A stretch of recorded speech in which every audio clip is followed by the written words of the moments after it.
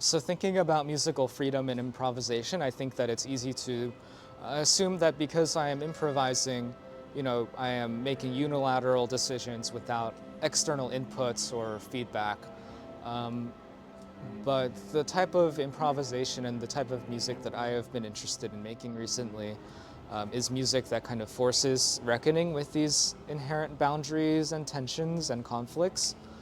And so in these ways, I'm interested in uh, putting different improvisers together and seeing how they negotiate kind of a shared language. Or I'm interested in composing music that requires attention to things like balance or uh, shared power or influence.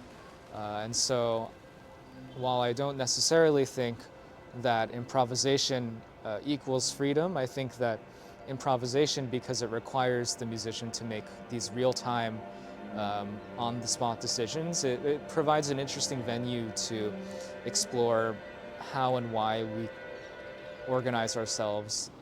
So my specific field of musical performance is improvisation, or what I kind of uh, think is more accurately described as real-time composition. And so oftentimes if you're performing with someone, you're not discussing beforehand what specific melodic or harmonic or textural ideas that you're going to explore. And so from that perspective, it really is like a real-time first conversation where you're sharing things that are important to you, you're receiving things that are important to the other person, and you're kind of arriving at a consensus uh, based on that process. And so whether this is just two people or 20, I think that this broad process is kind of a microcosm of how a society or a group of people experiences cultural exchange and experiences integration of new people into their society. New musical techniques often produce communities of practitioners who come together to collectively develop these practices.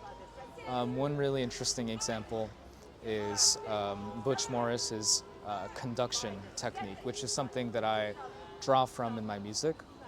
Conduction is a series of gesture-based uh, systems that correspond to different hand gestures for things like volume or density to musical parameters in an improvised ensemble context.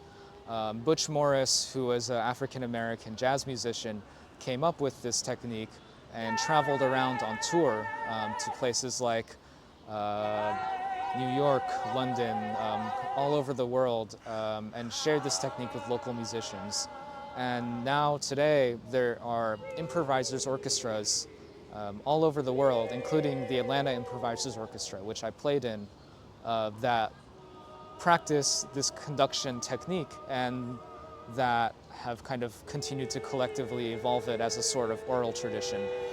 So you might go see the London Improvisers Orchestra and the Montreal Improvisers Orchestra, and you might recognize several common signs or techniques between them, but each group will have its own uniquely developed kind of local dialect in this overarching gesture-based system. So I've had the opportunity to work with many local collaborators here, working with arts organizations both in Izmir and Istanbul, and I would say that the Fulbright cohort this year of artists has also been a great source of collaboration and of just kind of supporting each other through this process. I've been really interested in delving into Turkish music. I really like Hepsi. Uç Kalp is my favorite song by them, I think. But I've also been kind of privately studying traditional Turkish makam, which is a kind of modal system of scales and melodic patterns that kind of form the basis for a lot of traditional Turkish and Ottoman music.